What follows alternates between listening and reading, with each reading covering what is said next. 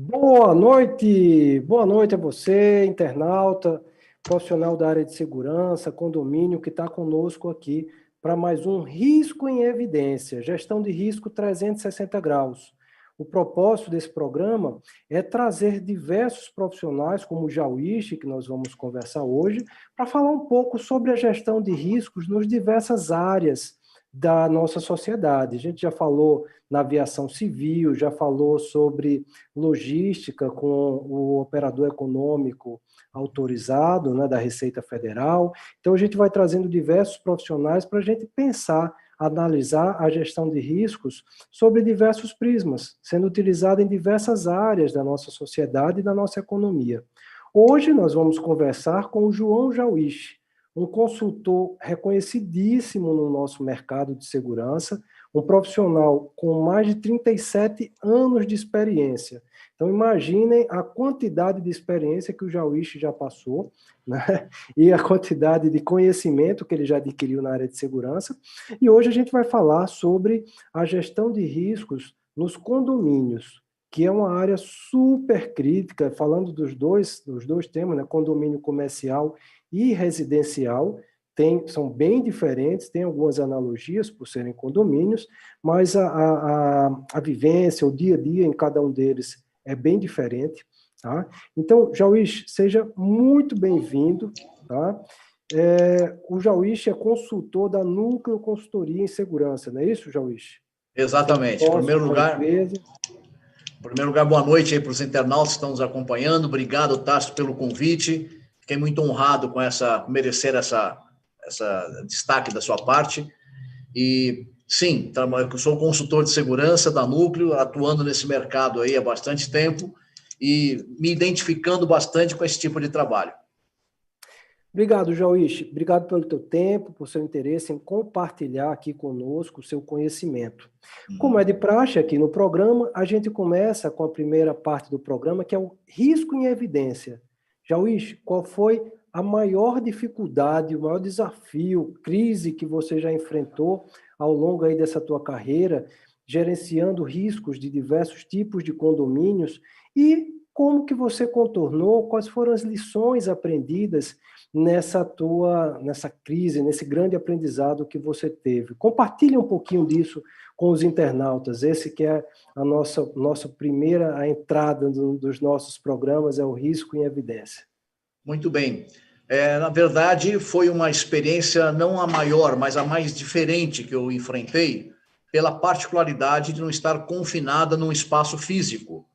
Era uma associação de moradores, como o nome diz, ela não está limitada com muros, com limites, né, de um condomínio, mas ela tem características de condomínio, participação, ação conjunta, atividades conjuntas, e nós entramos para gerenciar as questões de segurança, todos os assuntos voltados para a segurança. Foi no momento em que estava tendo quantidade grande de assaltos a residências, sejam elas vazias porque estavam viajando ou até com pessoas. E lidar com o emocional dessas pessoas, o que é absolutamente compreensivo, após um choque, após se sentir totalmente inapto de fazer qualquer coisa, ter o seu lar sagrado invadido, o emocional das pessoas foi um ponto que chamou bastante atenção, que nós tivemos que exercitar uma resiliência muito grande, de compreender aquele momento, de aguentar o que as pessoas falavam, devido ao alto grau de emocional, superando a razão. Depois disso, em compensação, havia uma ligação muito grande pelas recomendações que foram dadas. Mas começamos a perceber logo de início, Tácito, que foi importante nós irmos um pouco além, um pouco adiante dessa situação e passar, então, a usar uma das recomendações aí que, para minha felicidade, preconiza a ISO 31000, que é a da comunicação, em todo o processo, comunicar do que está passando, do que foi evidenciado, do que foi absorvido, do que foi levantado durante esse processo de gerenciamento de riscos, que é um filme dinâmico, é uma ação muito dinâmica, é vivo. A gestão de risco ela é viva, ela não se basta em si, ela está sempre continuando. Então, a forma de comunicar sobre o que aconteceu, como aconteceu, e para evitar que novas situações fossem ocorridas. Acabou, depois de um bom tempo, digo, menos de um ano, em que as pessoas começaram a se reaculturar em tomar algumas providências, comportamentos preventivos, e que auxiliou bastante a repercussão em termos de não haver tantas oportunidades, uma redução muito grande de oportunidades de casas que ficavam abertas, pessoas lavando, regando, lavando um carro, regando o jardim com o portão aberto, coisas simples, que podem parecer simples para nós que trabalhamos na área, mas para quem é leigo, é leigo. Não entendia isso como um risco muito grande. E a partir daí, então, essa convivência de entender o emocional e, depois de um tempo, equilibrar esse emocional e ir mais adiante, evitando que esse emocional venha a ser aflorado novamente com comportamentos preventivos, foi uma escola que me chamou muita atenção, marcou pelo fato de eu manter até hoje amigos, pessoas com quem eu me relaciono, encontro em alguns lugares, que foram clientes no passado, ficamos 7 anos nessa associação, clientes que eram clientes no passado, hoje são pessoas de boa relação, com quem convivemos, falamos de segurança e falamos de outros assuntos, tá certo? Então, você está...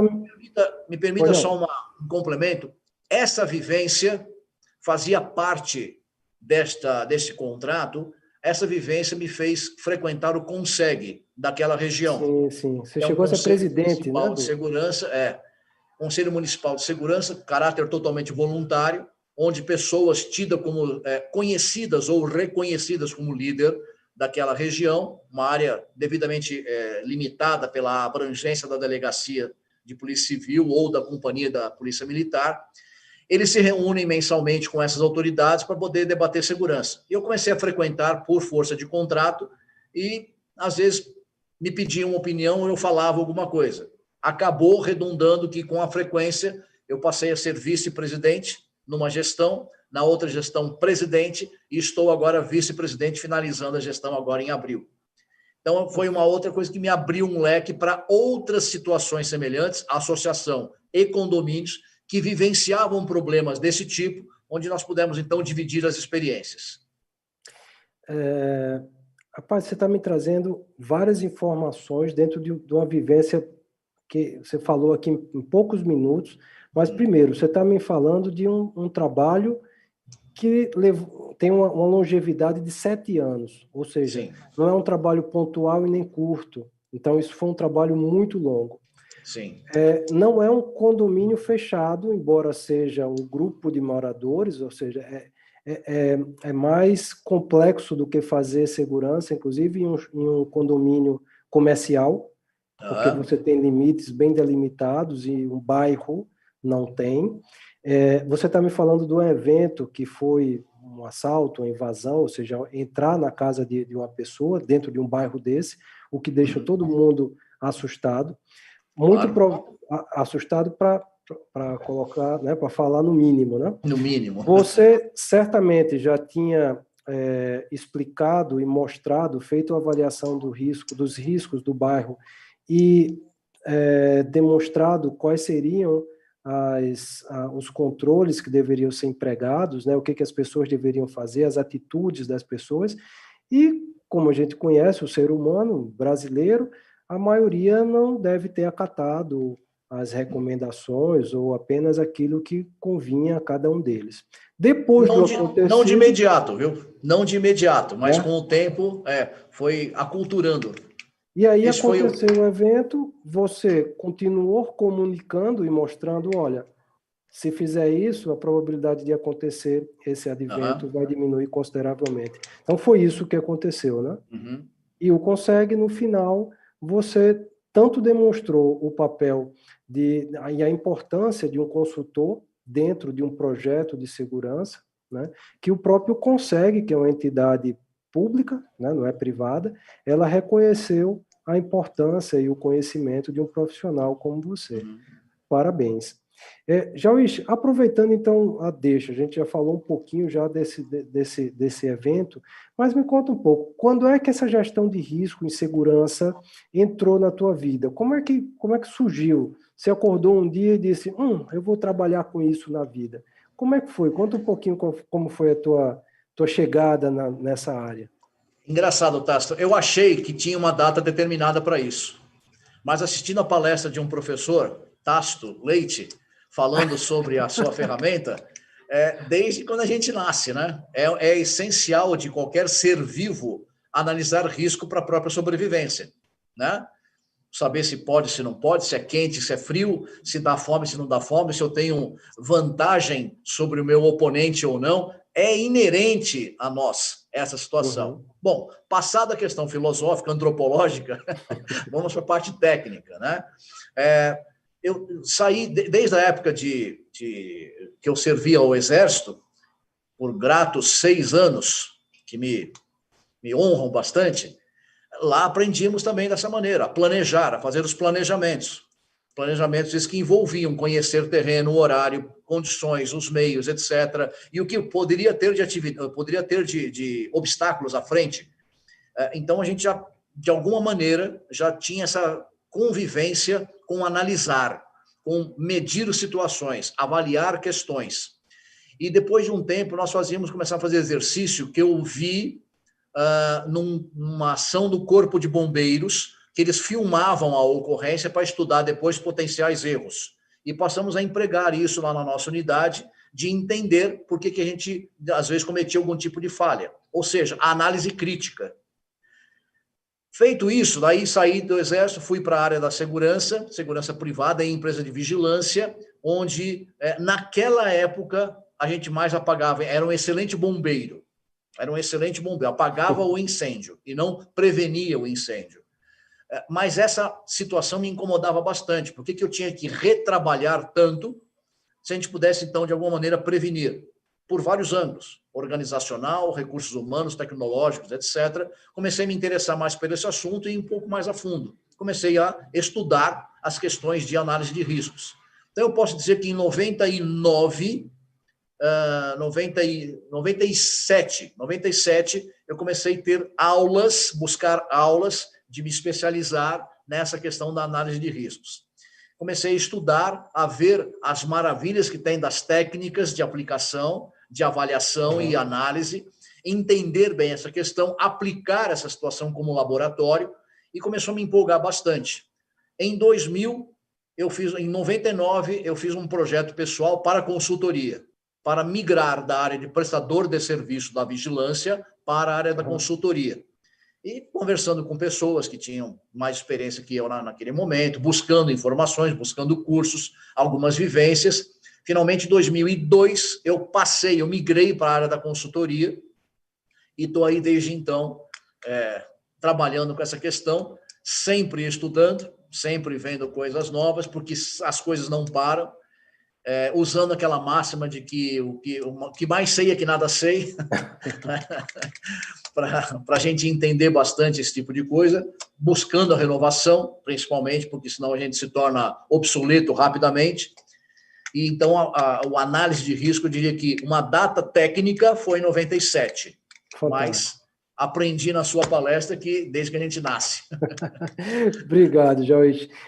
Queria agradecer aqui aos nossos internautas que estão participando, Viviane Piroja, o Sérgio Fang, Eduardo Barbosa, Yuri, o Emerson Garcia, o pessoal está desejando aqui boa noite, um bom programa, Leandro Honório, Paulo Vitor, o Amilson, Luciano Teixeira, daqui a pouco a gente vai chegar nas perguntas, né?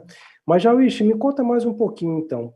A gente está falando especificamente de condomínios, tá? Embora existam as diferenças entre condomínio comercial e residencial. Joyce, como é que a gestão de riscos, pensando a segurança desses condomínios, como é que a gestão de risco pode contribuir com os objetivos desses condomínios residenciais e comerciais? É possível desenvolver um projeto de segurança sem analisar os riscos antes? Como é que acontece isso, Joyce? Explica um pouquinho para a gente. Eu convictamente respondo que não. Eu entendo que não é possível fazer uma análise de risco sem antes eu identificar, classificar esses riscos. Não é possível. tratar esses riscos, se eu não souber qual é o tamanho que eles têm. Penso dessa maneira. Isso começa com a vivência. Eu sou um apreciador, Tássio, do chão de fábrica. Eu gosto muito das informações que a gente obtém vivenciando e conversando com o pessoal executor. Tem grande valia. Horários diferenciados, etc. Isso, essa vivência, trazida para um mundo técnico, para um mundo formal, normas, regras, métodos de análise, para mim tem um grande valor. É a soma da vivência, da experiência, da prática com a academia. Isso tem um grande valor. Isso me permite ter uma visão muito grande. E mais ainda, mostrar como que essa questão de gestão de risco faz parte do negócio. E aí sim, auxiliando as estratégias da empresa. Portanto, requer que o analisador, que o gestor, também saiba quais são esses objetivos estratégicos, para que ele possa andar paralelo, atender a essa situação e não absolutamente ir contra. Né? Entender o que a empresa quer. Alguns riscos a empresa está disposta a correr, a assumir, para que ele possa futuramente auferir algum tipo de lucro, se reposicionar no mercado. Então, eu penso dessa maneira, que realmente a gestão de riscos, a análise de risco como um todo, ela interfere diretamente na estratégia da empresa, mas nós não podemos deixar de entender, conversar, esclarecer quais são esses objetivos estratégicos, para que a gente não possa correr para o lado contrário, forçar uma situação que seria inviável para essa empresa tomadora desse tipo de serviço. Até porque um condomínio, né, Jorge, ela tem uma característica diferente de uma empresa. Uma empresa você tem uma cadeia de comando, né? Você tem o presidente, tem os diretores, e um condomínio que tem dezenas de presidentes, né? Ou seja, todos são donos. Como é que você convence a vários donos? Isso já é uma pergunta com a resposta embutida, né? Como é que você convence diversos presidentes que muitas vezes nesses condomínios enfim, classe média alta, e quanto mais vai subindo, eles têm uma capacidade analítica impressionante, seja qual área seja, né? Independente de qual área, eles conseguem discutir sobre medicina, sobre diversas áreas, porque eles têm um raciocínio muito lógico. Então, se você apresenta um projeto, uma análise de riscos sem fundamentação, a minha leitura é que eles vão perceber que falta fundamentação. E aí começam mas por que isso? Mas de onde é que veio aquilo? Mas por que o resultado desse é esse e não é assado? Ou seja, quando você tem uma fundamentação, né, uma análise por trás, eu acredito que vai ser muito mais fácil o convencimento com base na técnica do que o eu acho, eu penso que, né? É isso que você tem percebido? Eu vou dividir a minha resposta em duas partes, Tássio. Já me adjetivaram de maluco, porque essa é uma das partes que eu mais gosto, de conversar e convencer as pessoas, convencer tecnicamente, né? Sobre essas questões, esclarecendo alguns estigmas, alguns dogmas que são tidos como automáticos, que vêm de muito tempo, vêm de uma cultura permissiva, uma cultura até negligente. Então, mostrar para essas pessoas os motivos. Isso fez com que a gente adote uma postura, um item de trabalho nosso, que é palestra de esclarecimento, palestra de conscientização sobre segurança preventiva. Não são dicas. Dicas tem muitas, é fácil de achar, clicar na internet, é fácil, mas são conceitos para se entender o porquê que essas dicas funcionam. Isso é uma coisa que eu adoro fazer. A outra parte, quando você diz que os públicos são diferentes, são pessoas de vários níveis e que têm raciocínios lógicos porque cuidam de grandes conglomerados, é a que me faz estudar, buscar informações constantemente.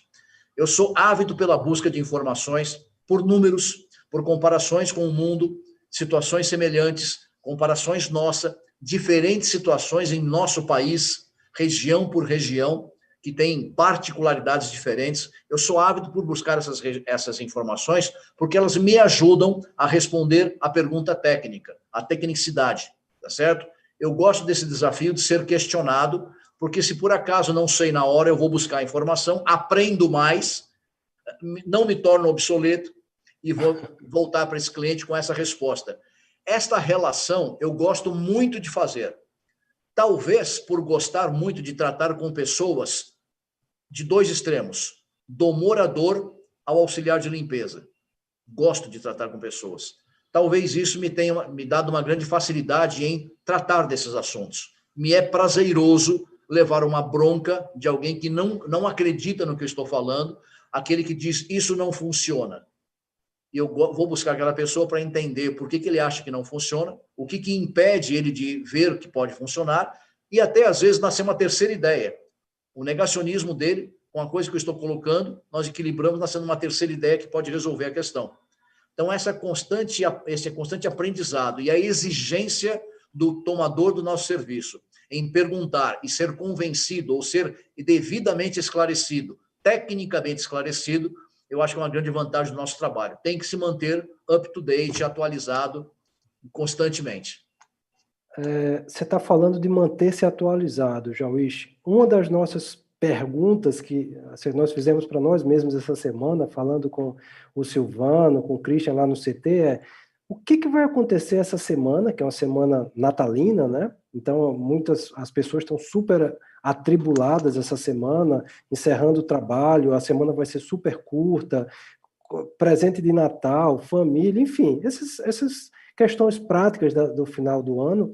E, olha, nós estamos aqui com 40 pessoas assistindo essa apresentação, Jauís. Isso que você está dizendo bate exatamente com esse público maravilhoso que está aqui, querendo entender sobre gestão de riscos em condomínio. Ou seja, nós, para o resto da vida, seremos estudantes. Quem quiser se manter hoje empregado e crescer na vida, tem que ter essa consciência. A gente não vai para a faculdade e depois eu vou trabalhar. Não. Pode até ir para a faculdade, mas depois que sair da faculdade, vai trabalhar e vai continuar estudando para o resto da vida. Né? Pessoal, muito obrigado. Nós estamos aqui com 40 pessoas nesse momento. Quem estiver gostando, dá o like no vídeo, tá? Isso ajuda o YouTube a indexar, a encontrar os vídeos que são bacanas. Marca lá o CT Segurança, marca o programa para que quando tiver um novo programa, o próprio YouTube lembra vocês, tá bom? E vamos aqui à primeira pergunta do Eduardo Jacome. Obrigado, Eduardo. Ele diz, boa noite, meus queridos.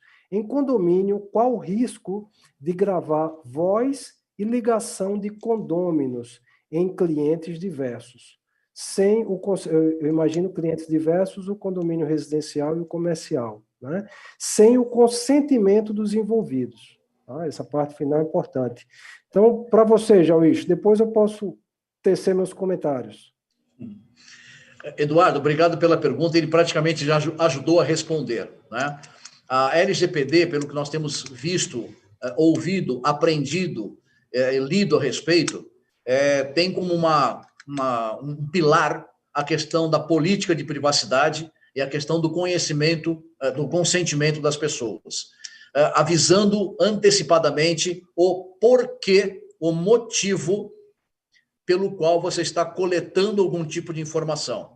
Imagem, dados pessoais, dados sensíveis, que acho que não é o caso de ninguém pegar dados sensíveis, no meu ponto de vista, até o momento, mas dados pessoais, a imagem e a conversa, a comunicação. Acho que são pontos fundamentais que se deve prestar atenção e incluir numa política de privacidade que, pelo que eu tenho assistido, ouvido e lido, é um dos primeiros atos a ser feito por quem vai estabelecer essa nova legislação, Lei Geral de Proteção de Dados. Mas o risco é muito grande, sim. A partir de agora, já estão acontecendo decisões judiciais, ou seja, já há jurisprudência de pessoas que, de alguma maneira, negligenciam esses dados, a proteção desses dados, a informação, por quanto tempo esse dado vai ficar armazenado e por que qual é a finalidade desse dado. Definir a finalidade num documento chamado Política de Privacidade e até antecipando para a pessoa por que ela precisa passar esse tipo de informação. Então, Eduardo, o risco é grande desde que não haja consentimento e, antes do consentimento, definição de uma política pela qual você está mostrando, está publicando por que você coleta aqueles dados. Já isso você me deixou sem palavras, não tenho mais o que falar sobre. Você já respondeu tudo, melhor até do que eu teria respondido. Eu vou só lembrar, agora temos a Lei Geral de Proteção de Dados, né, que nos ajuda a ter mais, a ser mais assertivo nesse quesito. Mas eu lembro que antes da Lei Geral de Proteção de Dados, já existia a questão do vai ser gravado, está consentido a gravação, né? Você só pode utilizar uma gravação, se for em juízo, se todas as partes que estão na gravação tivessem conhecimento de que estava sendo gravado. Daí que até a polícia tinha aquelas dificuldades de fazer o famoso grampo, né? Por quê? Porque tinha que ter uma autorização do juiz para gravar fazer uma gravação de uma pessoa sem que ela soubesse que estava sendo gravada. Então, mesmo antes da Lei Geral de Proteção de Dados, para gravar alguém, ou ela estava sabendo que estava sendo gravada, ou, e dado o seu consentimento, ou um juiz tinha que autorizar. Então, isso já era muito sério, e agora tem uma legislação muito mais forte e muito mais ampla do que essa que já existia anteriormente. Tá? Foi fantástico. Joyce, voltando aqui um pouco para a nossa questão de condomínio, já já a gente vai lá para as perguntas de novo. Me diz uma coisa, Joyce, no futuro, vão existir mais condomínios pensando em fazer uma análise de risco, uma avaliação de risco para o seu condomínio antes de desenvolver um projeto de segurança? Porque isso não era padrão no passado, né? No passado, os condomínios chamavam direto os prestadores de serviço, ou de serviços humanos, ou de tecnologias, para, estou precisando de segurança, já contratava direto. No futuro, vai existir mais avaliação de risco, e por que, na tua visão, isso vai acontecer também nos condomínios? Porque nas empresas já é quase que um padrão isso acontecer, né? Tasso, destarte o fato de eu ser um eterno otimista e acreditar que isso vai acontecer, eu tenho percebido, sim, uma rápida mudança no conceito dos condomínios, dos moradores, em adotar medidas mais profissionais, tais como, no caso, a contratação de alguém especializado na área de gestão de riscos, para que possa entender qual é a dinâmica, quais são as dores, o tamanho dessas dores e como tratar essas dores. Fazendo uma analogia que eu sempre costumo utilizar, é fazer um exame de laboratório, onde eu vou particionar o meu corpo, sangue, respiração, pele, sei lá o que for, para que cada uma possa ser analisada e aí sim dar uma dimensão de quais as minhas dores, quais os meus problemas. A partir daí, determinar uma forma de tratamento com as respectivas prioridades. Então, eu vejo que cada vez mais, de uma maneira até acelerada, no meu ponto de vista, os condomínios comerciais e residenciais têm enxergado a importância de uma especialização no tratamento dos seus riscos, tá certo?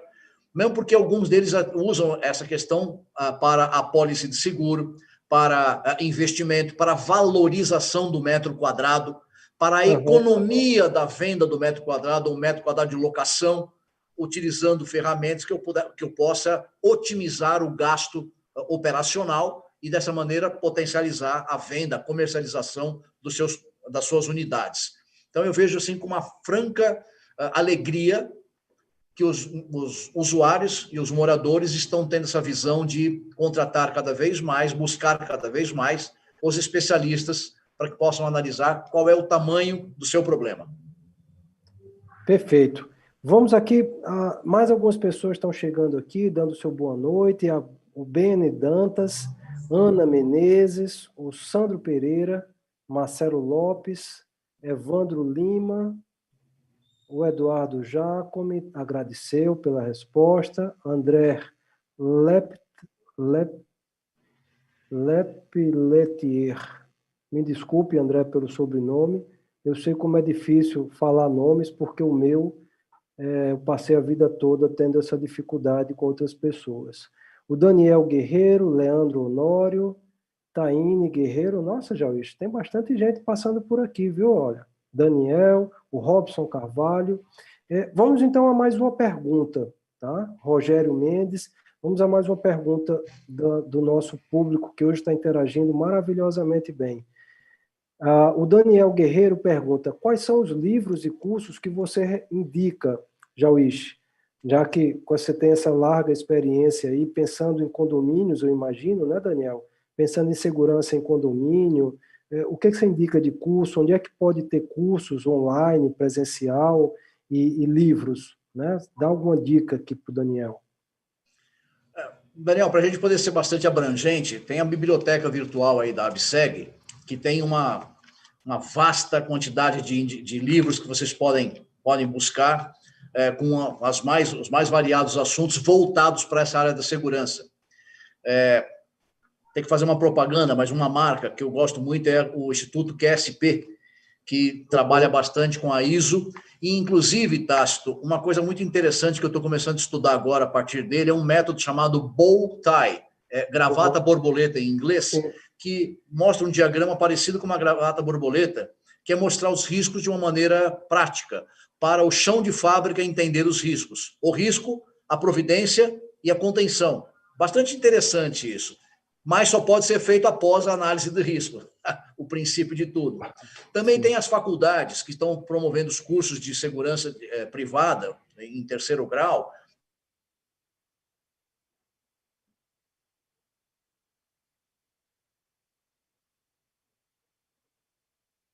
Jauíche? Oi, Jauíche. Você deu uma parada. Silvano, você consegue contactar Que o tem Jauíche? também variadas opções aí, tipo de assunto, tá certo? Bem interessante aqui, só reconectar. Voltei? Você pode retomar, Jauíche? Voltei? Voltou. Muito bem. Você já está conosco novamente. Tá. Onde paramos? Você estava começando a falar, você tinha terminado de falar do bow tie. Do bow tie, do método bow tie. Do bow tie, tá certo. É um método que é bastante interessante, mas ele só pode ser utilizado, só tem a sua eficácia depois de eu fazer a análise de riscos, tá certo? E isso acaba influenciando bastante nessa situação. Continuando, além do curso que é específico do QSP, as próprias faculdades que estão ministrando os cursos em terceiro grau de segurança privada. Quer dizer, depende da pessoa, depende de aonde ela parou de estudar para poder retomar esse estudo, uma visão mais abrangente, mais holística do assunto de segurança, para depois se aprofundar no tema, tá certo? Livros, a biblioteca da ABSEG é uma coisa que eu recomendo para buscar algumas orientações. Escolha títulos, e aí sim, com esses títulos escolhidos, converse com algumas pessoas, até mesmo com os autores, para a gente buscar exatamente identificar se o que você está querendo é o que você vai ter. Agora, assim como se faz com uma empresa que define a estratégia, é importante nós definirmos aonde queremos chegar. Tá? Entender onde eu estou agora, onde quero chegar e qual é o caminho para poder chegar nesse objetivo. Isso ajuda muito a definir o que eu vou buscar de informação, o que eu vou buscar de conhecimento, como começar a trabalhar a minha base para depois construir os andares de cima. Então, é uma recomendação que eu dou. Passei por esse caminho, continuo passando por esse caminho, né? Não vai acabar, como o Tácito bem colocou, não acaba esse aprendizado. Acho que a grande beleza é justamente isso, a gente poder... O que eu sempre comparo é o seguinte, a nossa cabeça não é igual a um HD que preenche. A nossa cabeça é eterna, né? Eu posso embutir conhecimento lá a vida inteira que ela tem espaço para poder armazenar. Então, eu vejo dessa maneira, buscar essas associações, as faculdades, cursos específicos, mas, antes de tudo, definir aonde quer chegar, o que quer fazer, qual é a área que quer atuar. Condomínio, segurança para condomínio, riscos para condomínio residencial, hospital, CD, portuária, a área portuária que tem uma legislação específica, defina esse objetivo, fica mais fácil entender como, então, estabelecer o caminho que eu vou traçar para chegar nesse objetivo. Mas as opções são inúmeras. Hoje em dia é impressionante, é muita opção que se tem. Realmente, agora, tem bastante. Não significa que todas têm a mesma qualidade. Consulte quem já passou por isso, consulte quem já teve a vivência para saber se foi positiva ou negativa, antes de apostar o seu tempo, mais do que o seu dinheiro, antes de apostar o seu tempo nessa trajetória. Perfeito. Complementando o que você falou, apenas da parte dos livros, dá para fazer também, Daniel, ir lá na Biblioteca de Segurança, né, seguranca.com.br. Lá já está com quase 3.000 títulos publicados. Vai lá no buscador e coloca a palavra condomínio. E aí você vai ver dezenas de livros que tratam do tema condomínio e da próxima pergunta que a gente vai ter aqui também sobre o CPTED. E aí você encontra os livros, encontra material disponível para download, né, respeitando todos os direitos autorais, os que podem ser baixados, e os outros você consulta de uma forma muito fácil para depois adquirir o livro que realmente você entende que faça sentido para você dentro dessa estratégia que o Jauíche colocou. Tá? O Silvano faz uma pergunta aqui, eu sou apaixonado por esse tema, Jauíche, que é, João, o CPTED reza sobre o quê? Qual a sua importância, né, do CPTED? Agora abriu uma outra live, né? Dá para fazer uma live falando só sobre o CPTED, mas vamos tentar ser conciso aqui, que a gente ainda tem 24 minutos de programa. Mas esse tempo voa.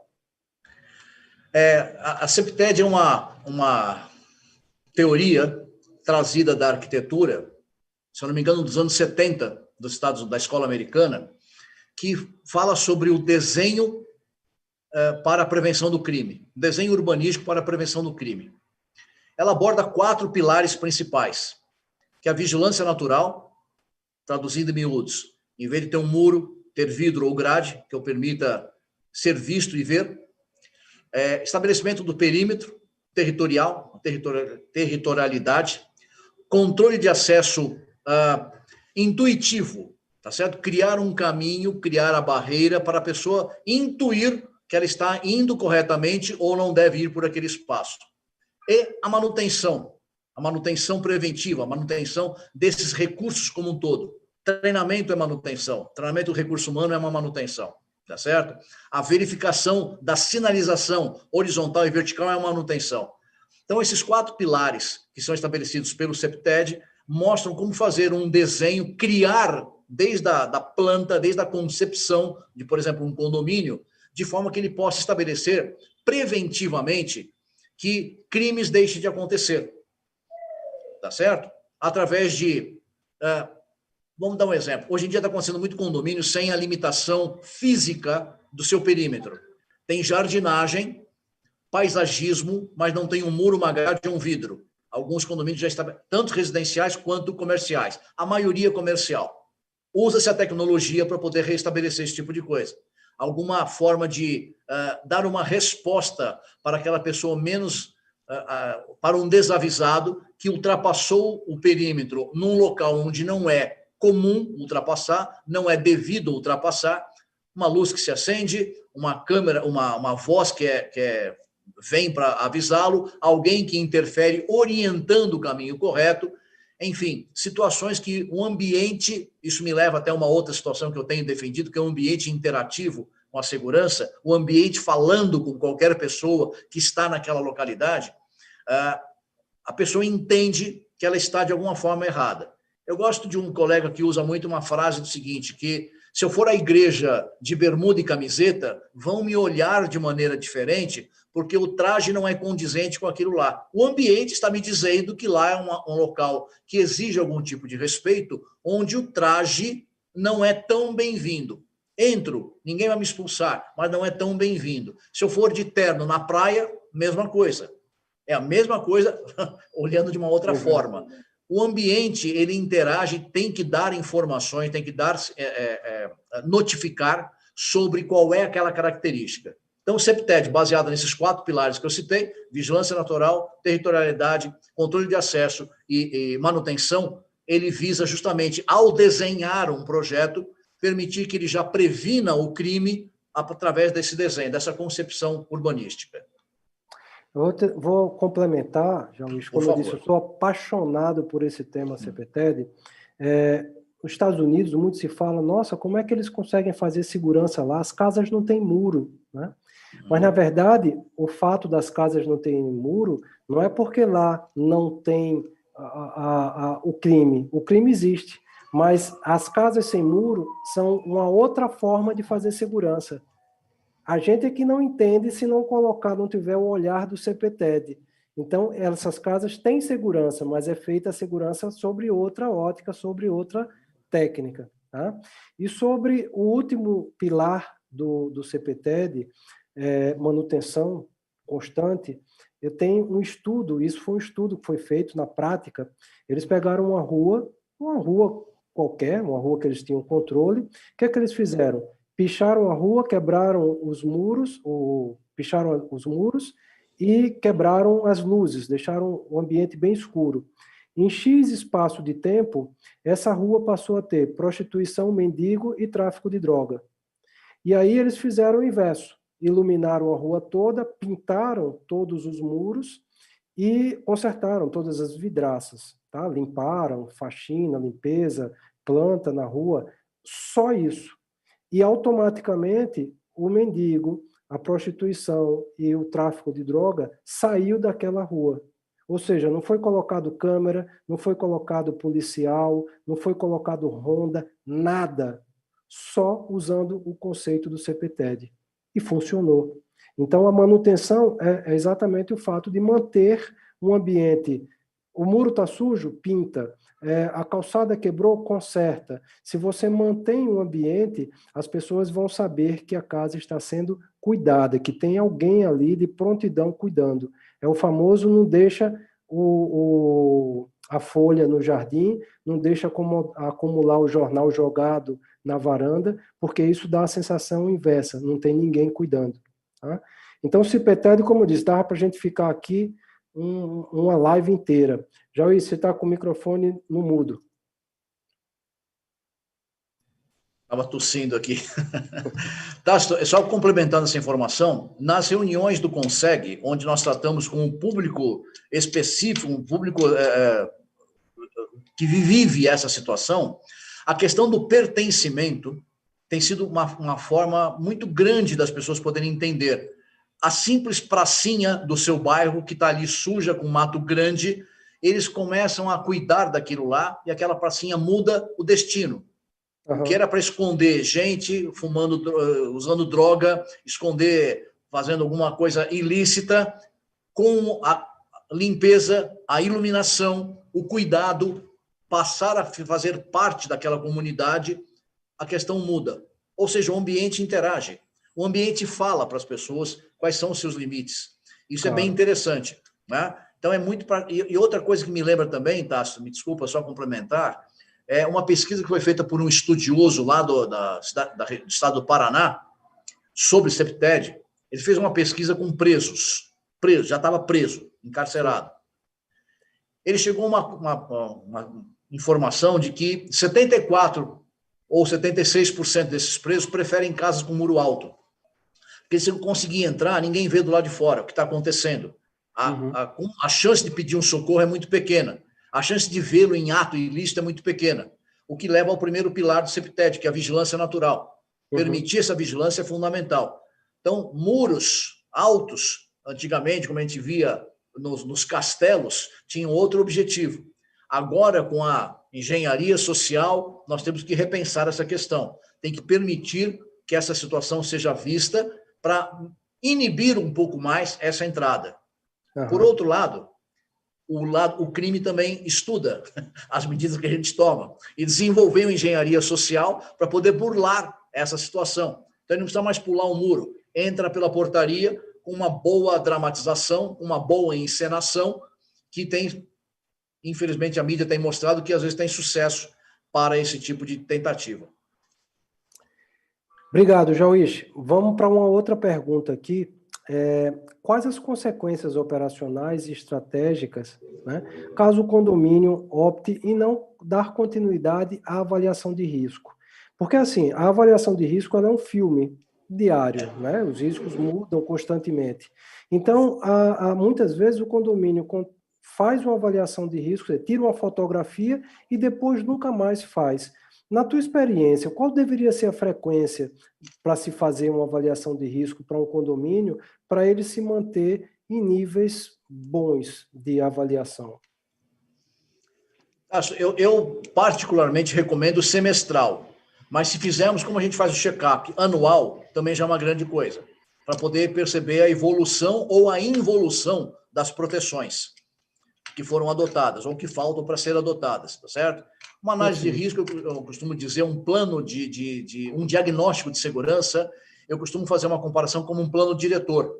Eu tenho os objetivos ali estabelecidos, o que eu devo fazer, posso estabelecer conforme o fluxo de caixa, implementar isso aqui em 2, 3, 4, 5 anos, mas que eu tenha um norte, que as implementações feitas hoje possam ser integradas nas implementações que eu farei o ano que vem. Devidamente estudado, para que a gente forme o famoso SIS, né? O Sistema de Segurança, Sistema Integrado de Segurança. Então, isso é fundamental para que eles tenham... Agora, a sua pergunta, o risco que ele corre em não adotar, em não manter esse filme atuando, apenas fazer uma foto, guardar aquela foto, engavetar, eu tenho uma análise de risco, mas nada fiz sobre ela, é a mesma coisa que o médico falar, você precisa fazer um tratamento para poder diminuir a sua triglicérides, você já tá legal, bacana, médico. E eu continuo com os mesmos comportamentos, né? Exatamente. Quer dizer, fazendo as mesmas coisas não dá para obter resultado diferente. Então, o risco que eu vejo é isso aqui. Manter-se na rotina, manter-se nessa rotina, achando que não acontece, não é comigo, acontece no vizinho. Aqui nunca aconteceu. Eu respondo o seguinte, nunca ninguém tinha jogado um avião nas Torres Gêmeas ou no Pentágono, até a primeira vez. Haverá a primeira vez para novas ideias, para novas situações, novos contextos, novos objetivos mundiais. Então, a gente tem que pensar nessa situação, observar o que se passa ao nosso redor e mínimas precauções. Hoje em dia, o que eu chamo de mínimas precauções, Tácito? Hoje em dia, a febre do Uber. Muita gente usa Uber. Mas vai esperar o Uber, o carro chegar do lado de fora do condomínio. Pô, espera dentro, gente. É um comportamentozinho tão simples. Espera dentro. O carro chegou, se eu demorar 3 segundos entre fazer a sinalização para o porteiro, o portão abrir e eu entrar no carro, 5 segundos. Mas se eu ficar lá fora, eu vou perder.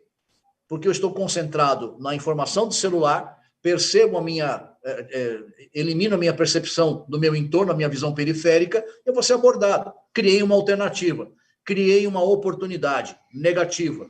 Esses comportamentos, diante desses novos riscos, é que são importantes serem veiculados. Aí é que eu vejo a importância, Tássio, da coisa que eu adoro fazer, é a palestra de conscientização e a conversa com os moradores. Nós vamos um pouquinho além da palestra. Às vezes, quando termina o diagnóstico de segurança, nós abrimos um sábado para plantão de dúvidas. Fica lá, das 9 ao meio-dia, para quem quiser ir lá tirar sua dúvida específica, individualmente, sem ter a vergonha de perguntar em público sobre uma dúvida que ele tem, eu fico ali à disposição. Mas, Tácito, é baixa a frequência. Nós divulgamos, quem procura é pouco. E eu fico assim chateado, porque é a família dele que está lá, e ninguém se preocupa com essa proteção, né? Você está falando de um tema que dá uma outra live também, que é vitimologia. Ou seja, dentro desse estudo da vitimologia, o conceito por trás disso diz que não é o criminoso quem escolhe a vítima, é a vítima quem escolhe... Que se apresenta. Vítima, né? Ela se apresenta para o criminoso.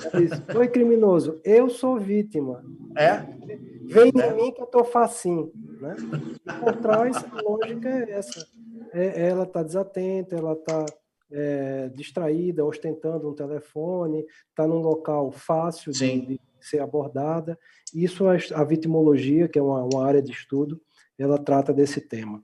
Mas já o Vicente está falando aqui de fazer avaliação de risco, periodicidade e tudo mais. Mas me diz uma coisa, como é que eu faço a avaliação de risco? Eu vou lá, dou uma olhada e digo a minha opinião, digo o que é que eu acho, tem alguma norma que você adota, uma norma nacional, norma internacional, e principalmente essas normas, seguir uma norma para um condomínio, né, que muitas vezes vê, nossa, isso daí é coisa para fazer empresa, não no condomínio, tá? Ela traz ganho, mesmo seguindo uma norma, ela traz ganho para um condomínio? Eu vejo assim, métodos para fazer análise de risco, existem vários muito bons, depende de qual é o objetivo. O objetivo que eu tenho é para poder fazer análise de risco. Métodos que eu posso usar de maneira subjetiva, métodos que eu posso usar de maneira objetiva, mas o que eu vejo com, por exemplo, a coisa mais recente, a norma ISO 31000, é que ela dá um caminho, um formato, ela dá uma sustentação acadêmica baseado em critérios reconhecidos através dos seus guias de conceitos, né, guias de informações, de termos. Isso me facilita bastante a organização desse dado. Além disso, a economia de tempo, porque não é simples chegar no local e falar do defeito do outro sem ofender, ou então demonstrando por que nós estamos falando daquele defeito. Precisa ter uma base para isso aqui, precisa estar calcada em algum tipo de cálculo, em algum tipo de método. Os métodos existem aos montes, a ISO organizou a forma de demonstrar, e o que me chama a atenção na ISO, Tasti, são dois pontos que me agrada bastante. É a tal da comunicação e o monitoramento e a análise crítica permanente. Ela está presente em todos os passos do processo da gestão do risco. Isso me chama bastante atenção, porque eu sempre senti falta dessa questão. Eu vejo que comunicando a gente começa a alertar as pessoas, a atenuar alguns tipos de risco, e quando eles ocorrem, eles podem ser melhor gerenciados ou então rapidamente contidos, por conta dessas informações e da análise constante desses riscos. Implementa-se uma ferramenta nova, tem comportamentos diferentes. Então, os métodos existentes, somados à organização da ISO, e, por exemplo, ferramentas que temos à disposição, tais como a sua, o T-Risk, que economizam um tempo muito grande, porque, assim como várias situações hoje em dia, nós precisamos de tempo para poder realizar, aplicativos, softwares, que eu insiro dados, esse software já pensa para mim o que eu precisava, que antigamente era feito na unha, né? Antigamente era feito no método Monline, agora está online. Então, nós passamos por esses dois momentos, né? Isso economiza um tempo grande, me permitindo multiplicar a produção desse tipo de trabalho. Então, eu vejo com uma grande... Os métodos, alguns são antigos e válidos, muito válidos. Eu mesmo uso um bastante antigo, com frequência, quando a questão é subjetiva, mas organizada de uma maneira mundialmente reconhecida, que é a ISO, e praticada, operada por um software, por exemplo, o T-Risk, que dá um ganho de tempo muito grande de maneira organizada. Que me permita aqui puxar um pouco a sardinha para o seu lado. Eu gosto do T-Risk pela seguinte questão: cada etapa que você vai, ele tem uma vinculação com a ISO. Isso eu acho bacana, que a gente acaba aprendendo bastante nisso aqui, esclarecendo o ponto. Você teve o trabalho de poder, a cada etapa que eu progrido no processo, tem a referência de qual é a parte da ISO, qual é a base que ela está vinculada. Isso, para mim, foi uma outra forma de aprender. Uma outra forma de aprender. Porque a gente começar a ler a ISO, chega uma hora que você está lendo e não está absorvendo. Mas quando você põe isso na prática e faz a vinculação a essa referência, fica mais palatável, fica mais suave de poder absorver essas questões da ISO. Sabe, quando eu comecei a desenvolver o software, ali no final de 2009, começo de 2010, foi justamente quando saiu a ISO 31000, né, a norma, e eu já tinha 10, 12, quase 15 anos fazendo avaliação de risco, enfim, de uma forma empírica, como eu aprendi, usando algumas técnicas para analisar o risco, né, porque a ISO ela fala do processo de gestão de risco como um todo, que tem várias etapas. Não fala como, né? Não falo como. No famoso diagnóstico de segurança, a gente juntava 3 etapas da ISO, que hoje a ISO 31000 fala em 3 etapas: identificação, análise e avaliação de risco, e a gente juntava isso tudo e botava dentro do famoso diagnóstico de segurança. E quem dizia se o risco era alto, médio ou baixo era eu mesmo, especialista em segurança. E a ISO quebrou esse paradigma dizendo, cara, para com isso. Quem tem que dizer se o risco é médio, baixo, alto, é o dono do risco. É o dono do risco. No caso do condomínio, são os condôminos. Do caso de uma empresa, sei lá, o presidente, o comitê de administração. Eles é que tem que dizer se o risco é aceitável ou não para eles. E qual é o nosso papel? É abrir a cortina, botar um holofote e dizer, esses são os seus riscos. Vocês estão de acordo? As probabilidades podem ser essas. Os impactos, caso ocorram, podem ser esses. E os controles que eu vou indicar para os riscos que vocês não aceitarem são esses aqui. E vou implementá-los. Então, esse é o papel do gestor de segurança, né? Do gestor de riscos de segurança. E não dizer o que é alto, médio ou baixo e tecer os seus comentários. Tá? O Leandro aqui está fazendo uma pergunta, Joís. João, qual o procedimento mais seguro para um porteiro liberar a entrada de um policial, federal ou civil, que vai cumprir um mandato de busca e apreensão?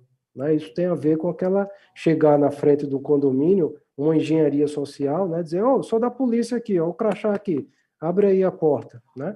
Então, isso, de fato, sempre foi e vai continuar sendo, até não sei quando, um momento crítico. Como é que você recomendaria esse procedimento? Um passo antes de falar sobre o procedimento, eu tenho que proteger esse porteiro, esse profissional. Tenho que isolar de alguma maneira para que ele sofra o menor impacto possível de uma abordagem como essa.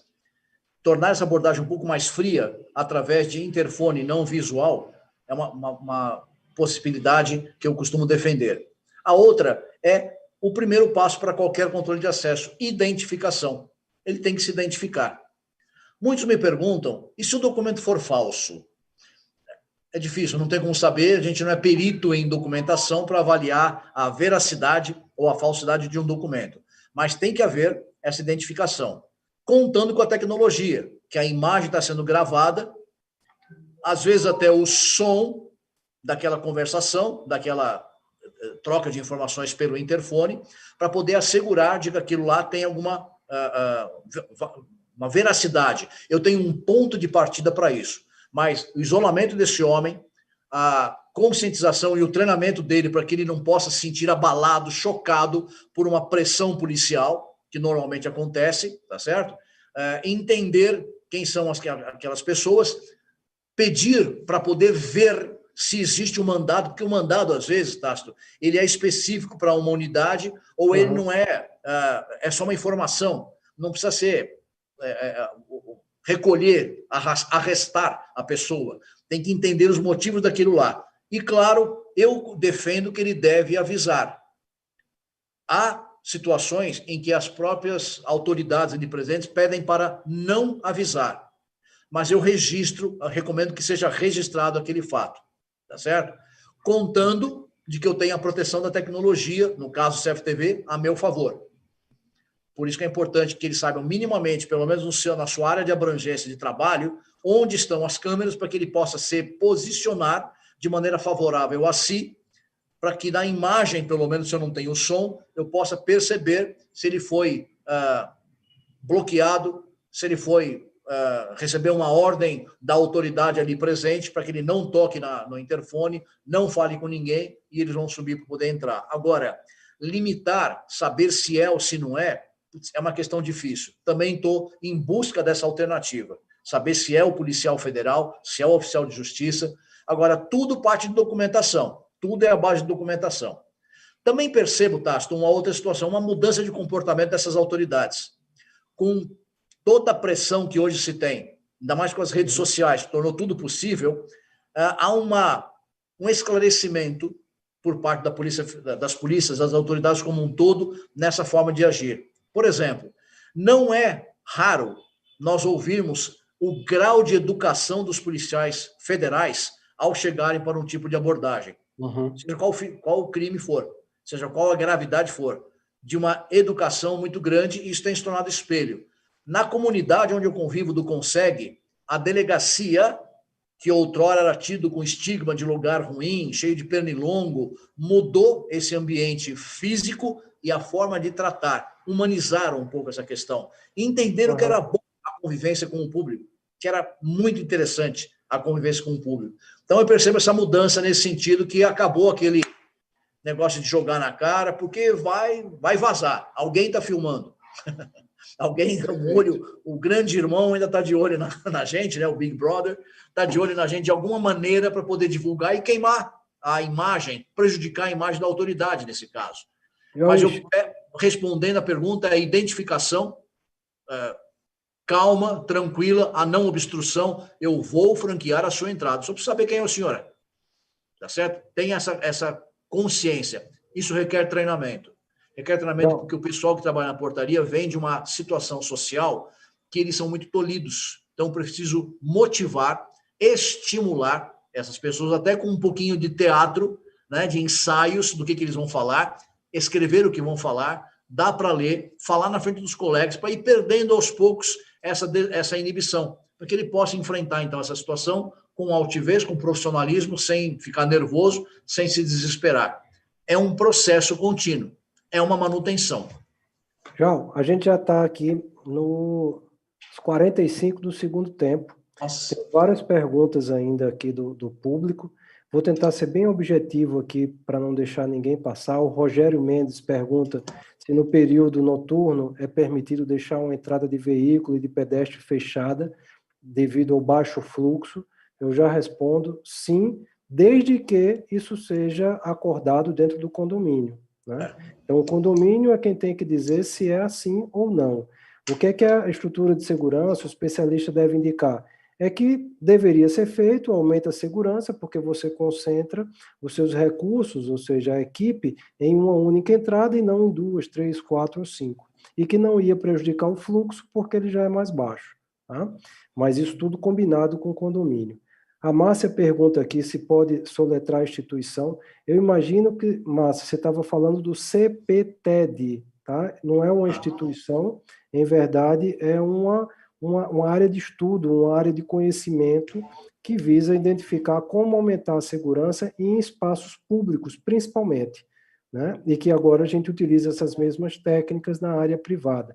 Então, você joga no Google CPTED, você vai encontrar uma série de recomendações, aliás, uma série de sites, inclusive, associações e livro que trata do tema.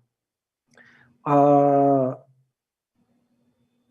Márcia ainda pergunta aqui, quais as ações o síndico deve tomar em relação à sua responsabilização? Responsabilização sobre o quê, Márcia? Sobre a segurança? Eu imagino que sim. Então, o que você acha, Jauíche? Eu imagino aqui, se o síndico, pensando sobre a responsabilização dele, é compartilhar as tomadas de decisões e tomar decisões baseadas em conhecimento profissional. Ou ele vai ter dentro da estrutura dele, ou ele vai contratar isso fora. Não é? Como é que é a tua experiência em relação a isso, Jauíche? Tasso, a própria legislação já tem uma boa definição sobre isso daí, né? Que o síndico responde civil e criminalmente sobre as questões que acontecem no condomínio. Eu acho que é uma grande preocupação que ele deve ter, uma atenta preocupação que ele deve ter para esse tipo de situações que não foram tratadas, no mínimo tratadas, levadas por uma Assembleia Soberana, decidiu que não vai adotar tal critério, mas está documentada essa situação, ele minimiza ou atenua a sua responsabilização, mas é toda dele, como você mesmo disse, ele é o dono do risco, ele representa os donos do risco, e como tal, tem total responsabilidade sobre essa questão. Então, ele deve, sim, tratar, buscar conhecimento, buscar tratamentos, compartilhar com os seus vizinhos, com seus pares, ou então com seus clientes, se for um síndico profissional, mas, de alguma maneira, expor essa situação documentada para que ele possa depois se defender, atenuar a situação ou responder judicialmente de uma providência tomada ou não tomada. A responsabilidade dele é grande. A lei já prevê isso aí. Até porque, né, Jorge, se ele é o dono do risco e ele não é um especialista em segurança, e ainda assim, mesmo que fosse, todos os controles que forem empregados visam minimizar o risco, mas não vai eliminar o risco.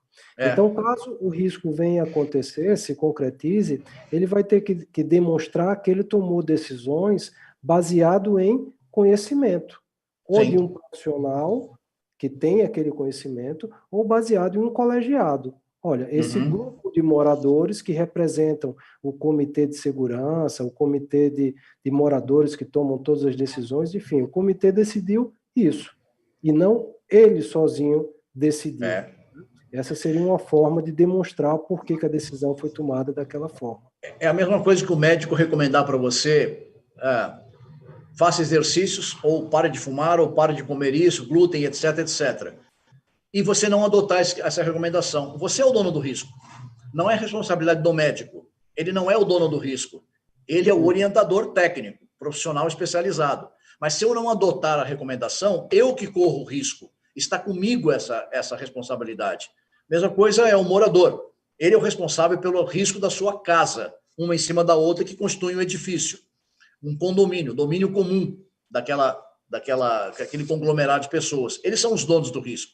A responsabilidade é deles. Cabe a nós, profissionais, estudar, classificar, analisar e orientar. Se eles vão adotar ou não, gostaria de poder ser mais incisivo nisso aqui.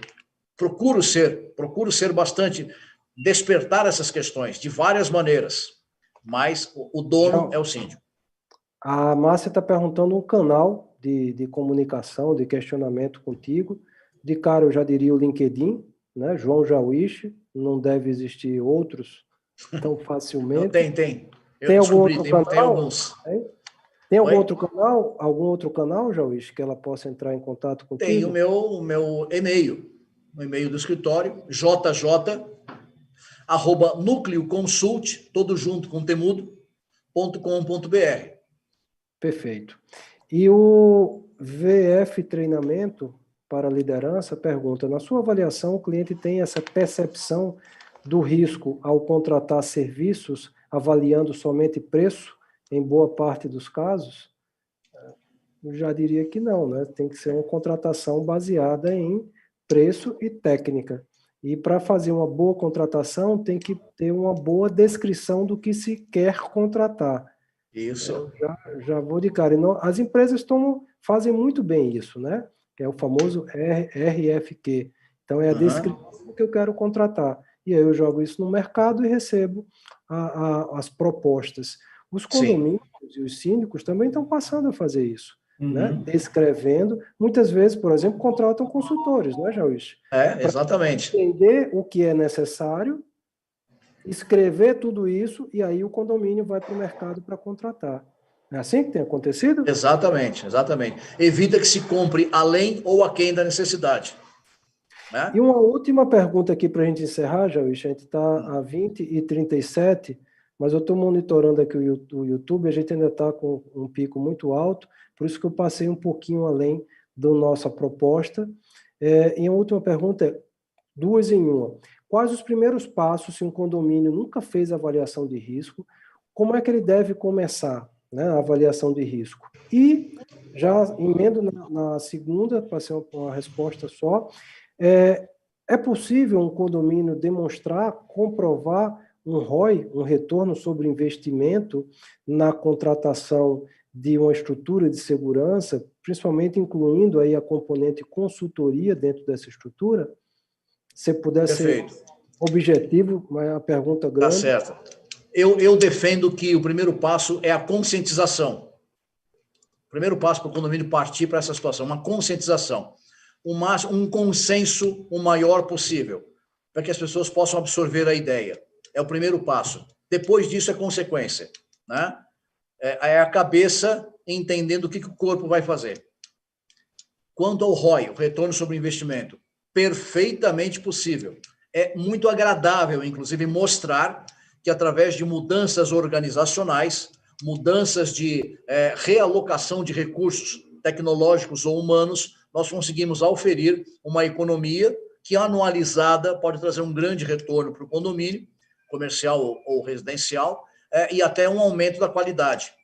A tecnologia, hoje em dia, há já algum tempo, tem mostrado, numa velocidade enorme que tem acontecido, tem mostrado que requer que qualquer ser humano, em qualquer situação, passe a aprender um pouco mais, para não ser vítima da tecnologia, né? Se especializar, se aperfeiçoar, para que ele possa ser, então, de um trabalho, de uma profissão, passar para uma nova profissão que vai acontecer. Algumas estão deixando de existir, novas estão nascendo, que a gente possa, então, entender esse mundo em todos os níveis. Não depende de muita coisa, não. Basta querer aprender.